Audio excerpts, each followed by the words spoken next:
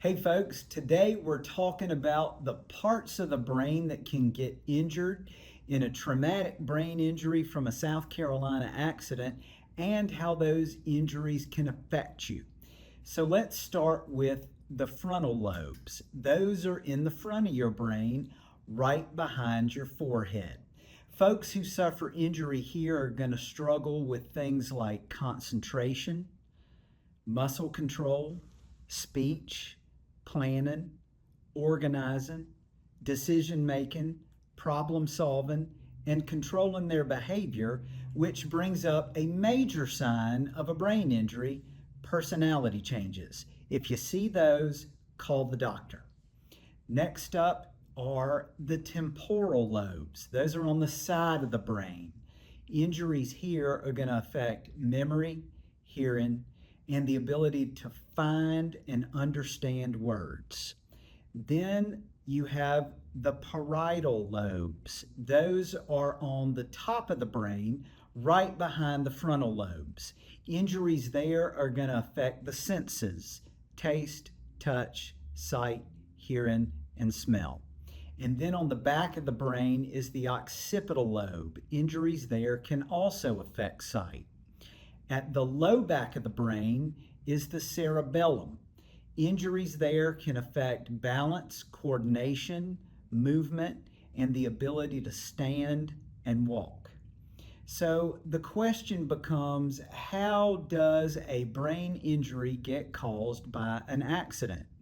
In most accidents that cause a traumatic brain injury, you're dealing with what medical professionals call a closed head injury. That means nothing actually penetrates the skull to create an open head injury. In a closed head injury, the brain slams into the inside of the skull when the head and neck get whipped around violently side to side or front to back. The injury occurs because the inside of the skull is uneven and rough. When the delicate tissues of the brain strike that rough, uneven surface, those tissues get ripped, and that's what causes the injury. And then the question becomes, is the injury a focal injury or a diffuse injury? A focal injury generally occurs in the frontal or the temporal lobes.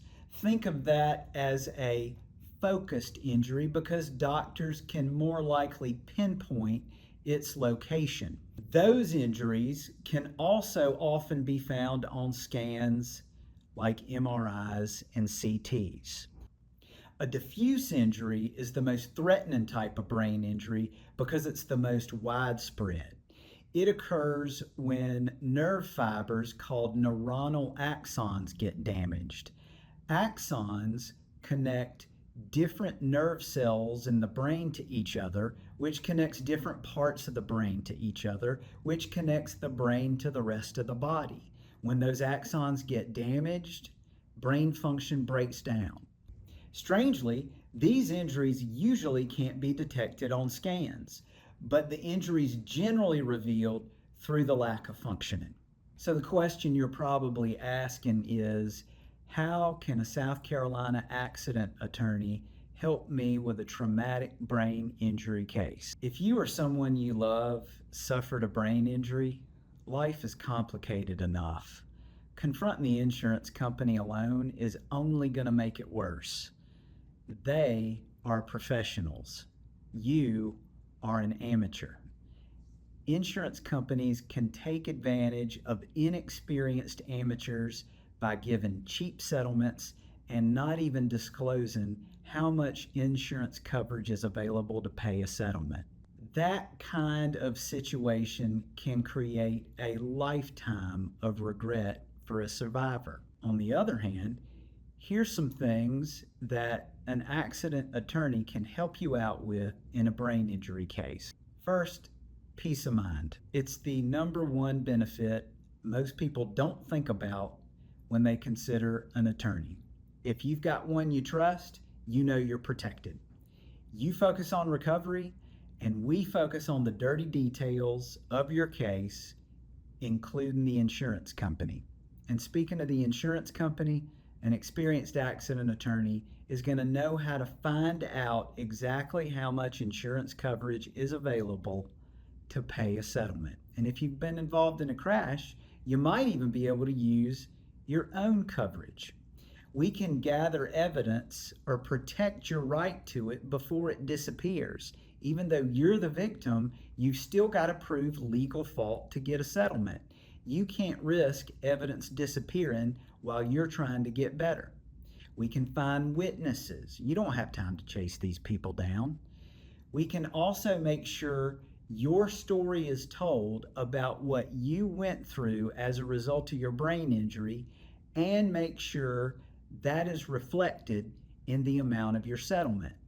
If you need future medical care, we can also take the proper legal steps to make sure that is included in your settlement amount.